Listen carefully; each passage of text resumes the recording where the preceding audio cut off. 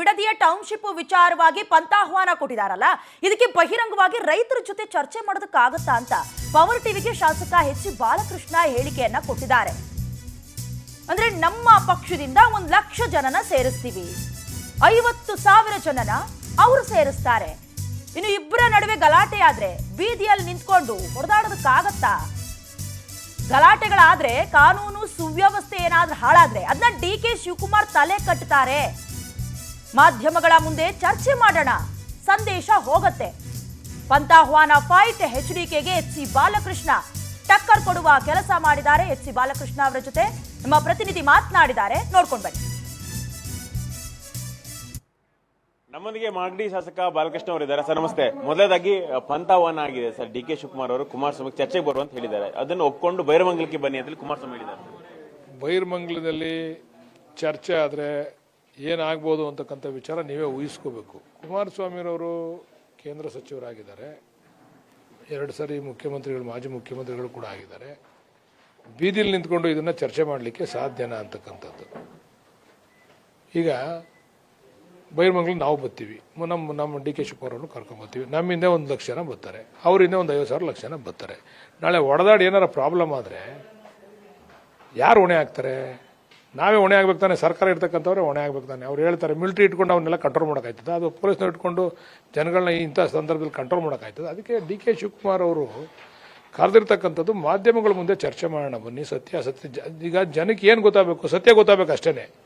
ಇದು ಯಾರು ಮಾಡಿದ್ರು, ಯಾರ ಕಾಲದಲ್ಲಿ ಆಯಿತು ಅಂತಕ್ಕಂಥದ್ದು. ಅದು ಬಿಟ್ಬಿಟ್ಟು ನೀವು ಅಲ್ಲಿಗೆ ಬನ್ನಿರಿ ಇಲ್ಲಿಗೆ ಬನ್ನಿರಿ ಅಂತಂದರೆ ಜಗಳ ಆಡೋಕ್ಕೆ ಎಲ್ಲರೂ ಒಬ್ರಿಗೊಬ್ರು ಕಾರ್ಯಕರ್ತರನ್ನ ಎತ್ಕಟ್ಟು ಹೊಡೆದಾಡೋಕ್ಕಾಗುತ್ತೆ. ಆಯ್ತದ, ಅವಕಾಶ ಕೊಟ್ಟರೆ ಆಯ್ತದ. ಅದು ಅದರಿಂದ ದಯಮಾಡಿ ಚರ್ಚೆ ಮಾಡೋದಿದ್ರೆ ನಿಮ್ಮ ಮಾಧ್ಯಮದವ್ರು ಕರೀಲಿ, ಬಂದು ಚರ್ಚೆ ಮಾಡೋಣ.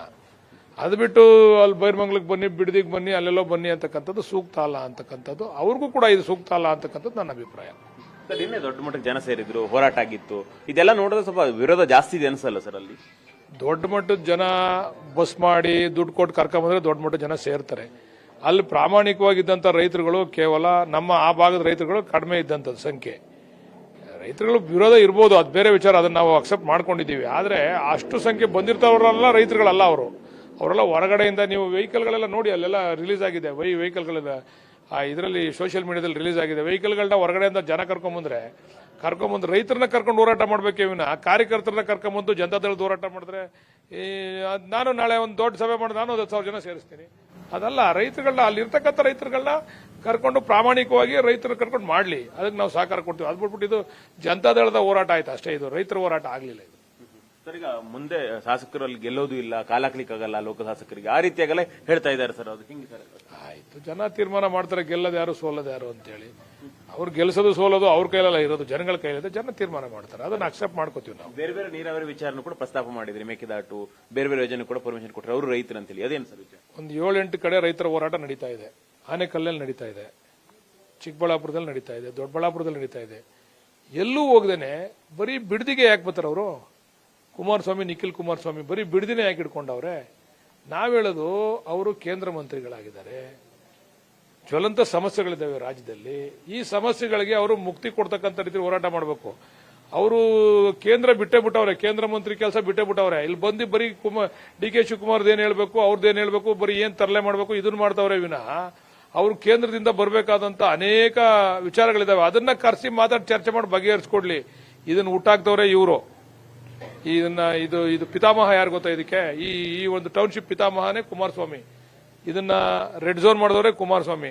ಅವತ್ತಿಂದ ಇವತ್ತವರೆಗೂ ಕೂಡ ರೈತರಿಗೆ ಏನೋ ಅನ್ಯಾಯ ಆಗಿದ್ರೆ ಅದು ಕುಮಾರಸ್ವಾಮಿ ಕಾರಣ. ಇವತ್ತು ನನಗೆ ಕೆಲವು ರೈತರು ಬಂದಿದ್ರು, ಅಣ್ಣ ನಾವೆಲ್ಲ ಅವಾಗ ರೆಡ್ ಝೋನ್ ಅಂತ ಹೇಳಿ 50 ಲಕ್ಷಕ್ಕೆ, 30 ಲಕ್ಷಕ್ಕೆ, 40 ಲಕ್ಷಕ್ಕೆ ನಾವೆಲ್ಲ ಕೊಟ್ಬಿಟ್ಟಿದ್ದೀವಿ ಜಮೀನ. ದಯಮಾಡಿ ನಮಗೂ ಒಂದೊಂದು ಸೈಟ್ ಕೊಡಿ. ನಮಗೂ ಕುಮಾರಸ್ವಾಮಿ ಅವರಿಂದ ಅನ್ಯಾಯ ಆಯ್ತು. ಅವಾಗ ನೀವು ಈ ತರ ಟೌನ್ಶಿಪ್ ಮಾಡ್ತೀರಾ ಇಷ್ಟು ಬೇಗ ಅಂತ ಅನ್ಕೊಂಡಿದ್ರೆ ನಾವು ಖಂಡಿತ ಜಮೀನುಗಳನ್ನ ಕೊಡ್ತಿರ್ಲಿಲ್ಲ. ನೀವು ಟೌನ್ಶಿಪ್ ಮಾಡಲ್ಲ, ಇದೇ ರೀತಿ ನಮ್ಮನ್ನ ಜನ ಸತಾಯಿಸ್ಕೊಂಡು ಹೋಗ್ತದೆ ಸರ್ಕಾರ ಅಂತ ತಿಳ್ಕೊಂಡು ನಾವು ಕೊಟ್ಬಿಟ್ಟಿದೀವಿ. ನಾವ್ ಯಾರೋ ಶ್ರೀಮಂತ ಬಂದು ತಗೊಂಡವನೆ, ನಮ್ಮ ಜಮೀನುಗಳನ್ನೆಲ್ಲ 50 ಲಕ್ಷ 60 ಲಕ್ಷಕ್ಕೆ ತಗೊಂಡವನೆ. ದಯಮಾಡಿ ನಮಗೂ ಒಂದೊಂದು ಸೈಟಾರು ಕೊಡಿ, ನಮಗೆ ಒಂದು ನೆನಪು ಉಳ್ಕೊಳ್ಳಿ, ನಮಗೆ ಒಂದು ಸೈಟಾರು ಕೊಡಿ ಅಂತೇಳಿ ಕೇಳ್ತಕ್ಕಂಥದ್ದು ರೈತರು ಬಂದು ನನ್ನನ್ನು ಕೇಳ್ತಾ ಇದ್ದಾರೆ. ಇದಕ್ಕೆ ಯಾರು ಹೊಣೆ? ಶಾಸಕ ಬಾಲಕೃಷ್ಣ ಅವರ ಮಾತುಗಳು. ಕ್ಯಾಮರಾಮನ್ ರಮೇಶ್ ಮತ್ತೆ ರೂಪೇಶ್ ಬೈಂದೂರು, ಪವರ್ ಟಿವಿ, ಬೆಂಗಳೂರು.